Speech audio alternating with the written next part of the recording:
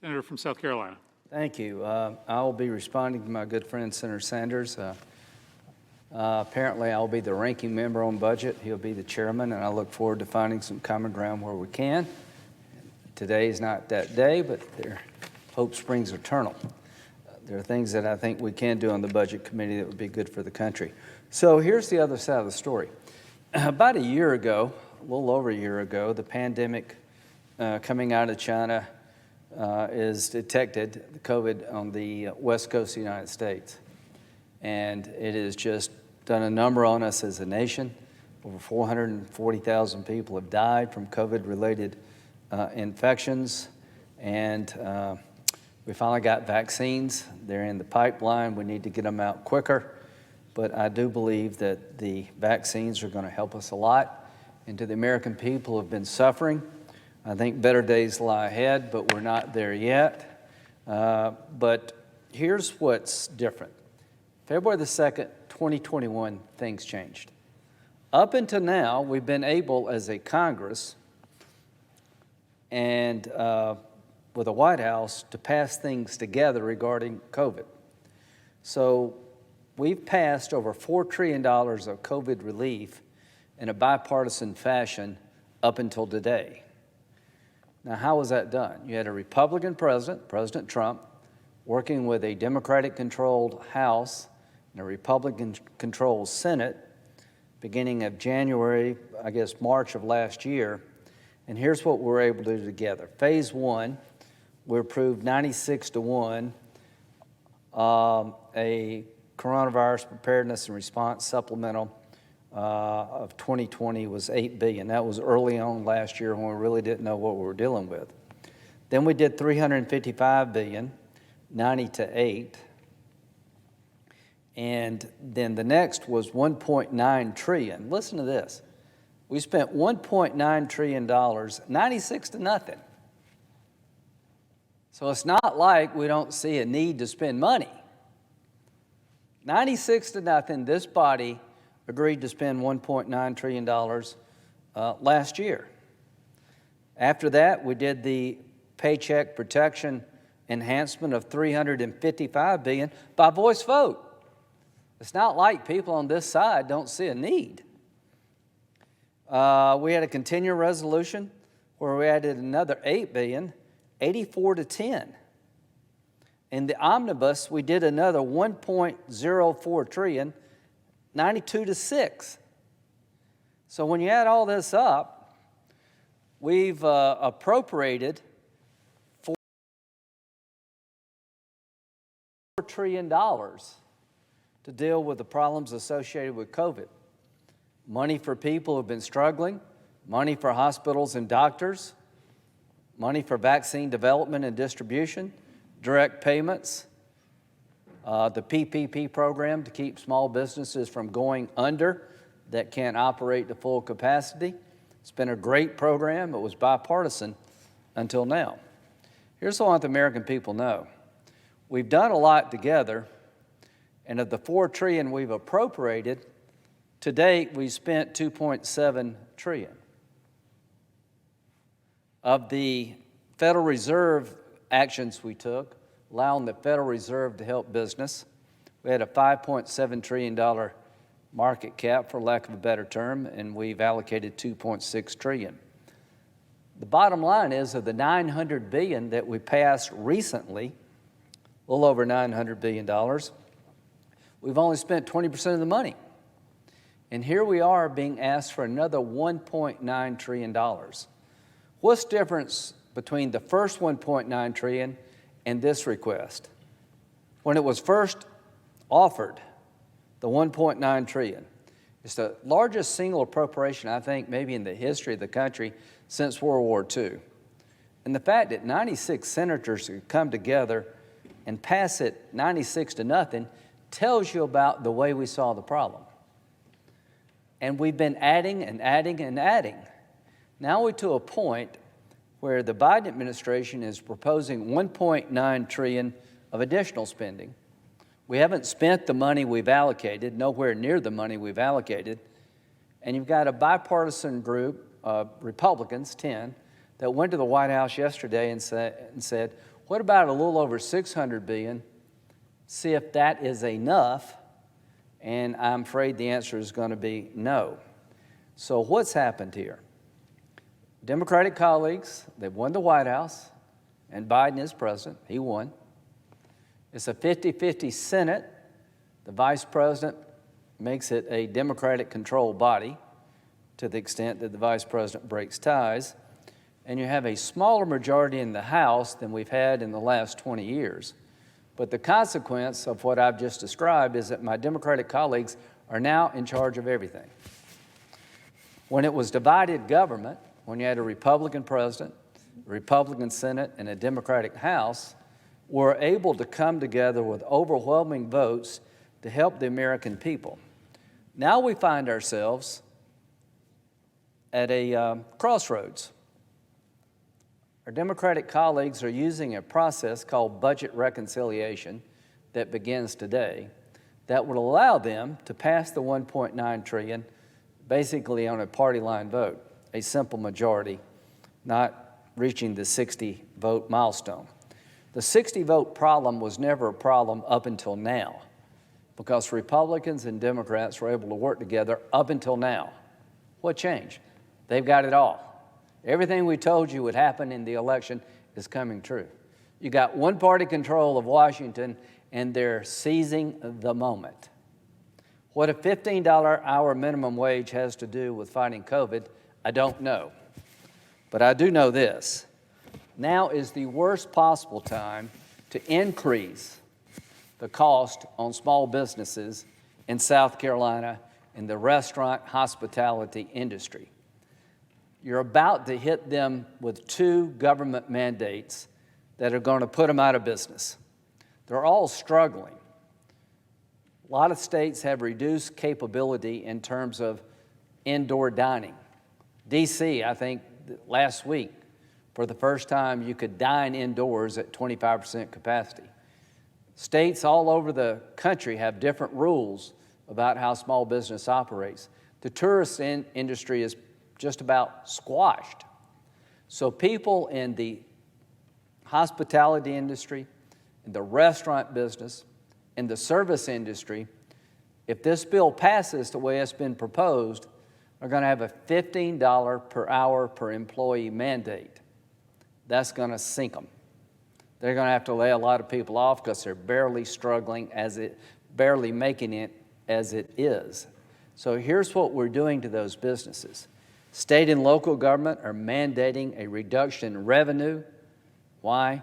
Because you reduce the capability to earn money by reducing seating capacity and the other things associated with fighting COVID. So what does the Congress do? Do we relieve that burden by having more PPP? No. We increase your cost of doing business. This $15 an hour minimum wage increase will dramatically increase the cost of doing business to small businesses at a time they can afford it the least. And there are people out there working today that will be out of work tomorrow if this bill passes. My Democratic colleagues have taken the energy sector head on. They stopped the Keystone Pipeline. I don't know how many thousands of jobs will be affected by that, but all of these mandates and all these change in policies are making it really hard right now to employ people. So count me in for more COVID relief once I understand how the money we've previously allocated has been spent. I think continuing to spend at this level without understanding what the money in the past has done is not very responsible. We've only spent 20% of the $900 billion we passed just a few weeks ago. Now we're going to do $1.9 trillion more. Of the $4 trillion we did together, $2.7 trillion has been spent. Over $1 trillion is sitting there, not spent yet. So I guess the point I'm trying to make, and my Republican colleagues, is that this $1.9 trillion package, there's been no effort to make it bipartisan. We're spending a lot more money before we understand how the money we spent actually works. And some of the policy provisions in this package, I think, are going to do more damage to the economy that's struggling to get back on its feet than good. But they have the power and they're using it.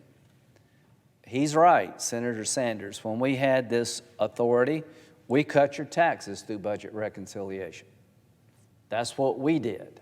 So it's not like Republicans haven't used this process. Democrats used it pretty much to pass Obamacare. But this is one area where there's been pretty much common view of things. Taxes are different between Republicans and Democrats. You know, who decides what health care you get? There's some people like my good friend from Vermont that wants single-payer health care. That's one way of doing it. I just disagree. Everything is about trying to help people. I don't doubt the motives. I just doubt where we're headed is a good outcome for the American people. So the bottom line is, up until now, we've had bipartisanship when it comes to COVID relief. The reason that bipartisanship has stopped is because we have one-party control of the United States Senate, the House, and the White House. And here's what I think. That's going to end not well, because it's not like we don't want to help people. We just have a different view of how to help, and we'd like to let some of the money we've already appropriated go to work and see how well it works and fill in gaps where you need to fill in gaps. Count me in for more payments, direct payments beyond $600. Count me out for giving $2,000 payments to people that make almost $200,000 a year. I think it needs to be more targeted. I don't mind having more direct payments. I'd like to make it less targeted. And I don't mind discussing raising the minimum wage when the COVID problem passes and we get back on our feet. I do mind doubling it in the middle of a pandemic. And I do believe that this $1.9 trillion package is going to do more harm than good to the American economy. And the reason we're having this debate, the way we're having this debate, is because they have unlimited power, my Democratic colleagues. You've chosen to do this. The 10 Republicans who went down to the White House, I appreciate their effort. Maybe some good will come from that. But this process we're engaged in today makes me wonder if it was worth their time. Maybe we can pull a rabbit out of the hat and find a bipartisan compromise consistent with what we've done over the last year. If not, we're going to march down the reconciliation road. We're going to take $1.9 trillion of spending and let one party spend it. We're going to have one point of view about this money. We're going to let people spend $1.9 trillion without any input from the other side of the aisle in a 50-50 divided Senate. I don't know what you got from the last election. Here's what I got. We did better in the House than I thought we would do.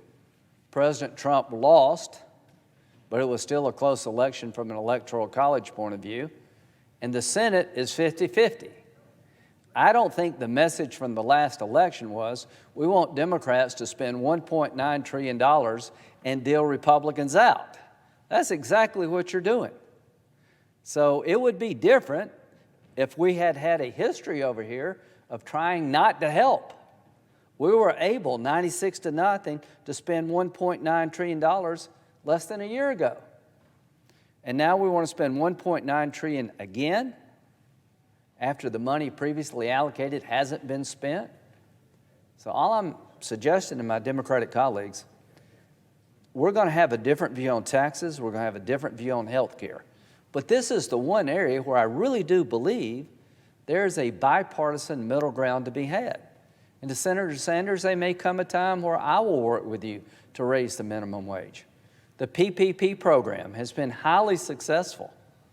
The $600 billion proposal by Republicans has more money for that. It has more direct payments, but it's more targeted. Senator Manchin said that he wants more direct payments, but he wants it targeted to people on the lower economic end.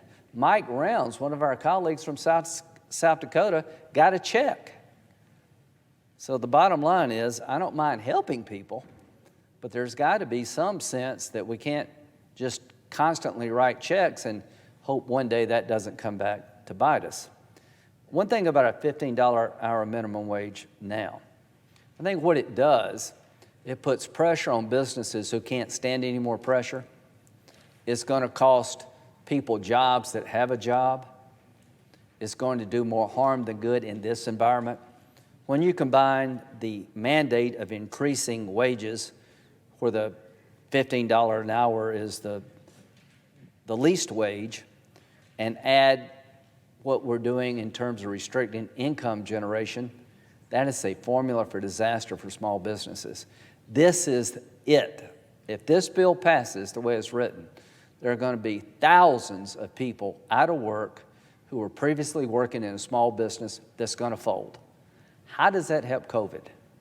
And if you don't believe that, you're not really walking and talking to the people out there on the front lines of this economy. The tourism industry in Myrtle Beach, South Carolina, has been decimated. You can't fly from one state to the other without a 2-week quarantine. Hopefully that begins to pass when we get vaccine distribution at a higher level. But people along the coast of South Carolina in the hospitality tourism business are hanging by a thread. The PPP program has been a lifeline. The last $900 billion package had a new round of PPP money. If we need more money, count me in. Again, I'd like to have a higher direct payment, but not the people that make $150,000, $200,000 in combined income. So this package is going to be devastating to the hospitality service industry. It's going to take us down a path we haven't gone before, which is a partisan approach to COVID. And I do believe, and maybe I'm wrong, that with some effort on our part, we could reconcile the difference between what our Republican colleagues proposed and what President Biden has proposed and find some middle ground like we have in the past, but it doesn't seem to be a real effort to do that.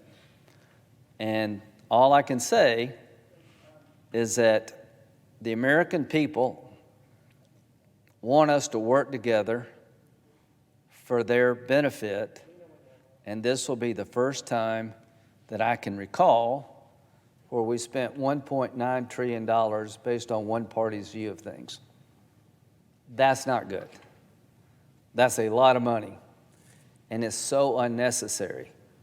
So I would encourage Senator Sanders and my colleagues on the other side to give a chance to this negotiation, see if we can get there.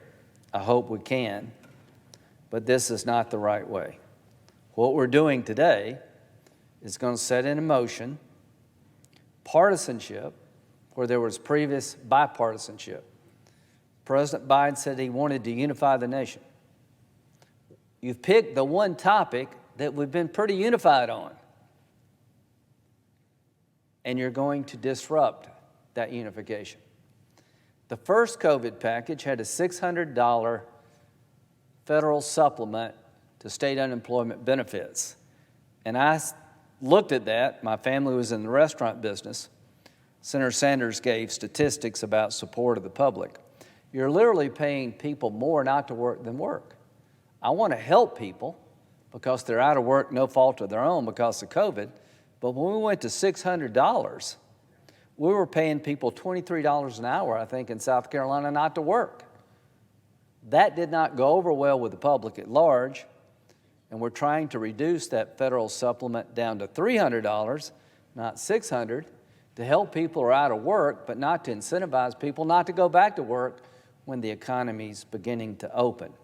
So in this package, we go back to $400, and it goes all the way to September, which means it's going to be harder to hire people back when the economy does show signs of reopening, and it's beginning to show signs of coming back. The faster the vaccine is distributed, the more people that get inoculated, the sooner we can go back to business. So I would just say to my Democratic colleagues, you've chosen this path. All of us are going to vote no to $1.9 trillion spending, not because we don't care. is because we would like to see what the money we spent in the past is doing before we add another 1.9 trillion. A lot of the provisions in your proposal we think have very little, if anything, to do with COVID, and it would be unfortunate if we go down this road, but we're not in charge. Now, 2022 will be here before you know it. Hopefully by 2022, we'll have the American people build up immunity to COVID, and our economy will come back the way it was before the COVID pandemic. Before the pandemic, the economy was doing well for all sectors of the American people. I think one of the things that helped was that tax cut that Senator Sanders opposed. But we can have political debates about that. The point I'm trying to make is up until this moment in time, we've been able to achieve overwhelming bipartisan support dealing with the COVID problem that we all face. It really is disappointing and disheartening that we're going to abandon that model when I don't think we have to. But that will be up to my Democratic colleagues. That will be up to President Biden. And finally, a message to President Biden. You won. We lost. You're the legitimate president of the United States. I want to help you where I can. I just got a briefing about what you're proposing in Afghanistan. I think it's darn good. There are plenty of things we can do around here together on foreign policy and domestic policy. It doesn't have to be a fight to the death all the time. An infrastructure bill is there for the taking. I think most Americans realize our roads and our bridges and our ports need upgrading, and count me in for that. There are things that we can do. But President Biden, you can do something too. You can say, slow down in the Senate, slow down in the House. I'm going to see if I can find middle ground. I'm telling you right now that $1.9 trillion being spent the way this bill envisions is not responsible. We haven't spent the money we've previously allocated. There's a lot in this bill that will cost us jobs at a time we need jobs, and you're not going to help the COVID crisis by putting somebody out of work because of a government mandate that business can't afford to fulfill because they're hanging by a thread. So we'll have some time in the next couple of days to talk about what's in the package, what's not, our view of how this thing should all unfold. But I will yield back here with a sense of optimism. To my Republican colleagues who went to talk to the White House, count me in. If you can work something out, I'd like to be able to help. It's not like there's not some more money that can be spent, but this approach and the way you're spending the money, the amount of money in this approach, I think is going to make this place less unified. If you're looking for unity, this is a lousy way to get it. With that, I yield.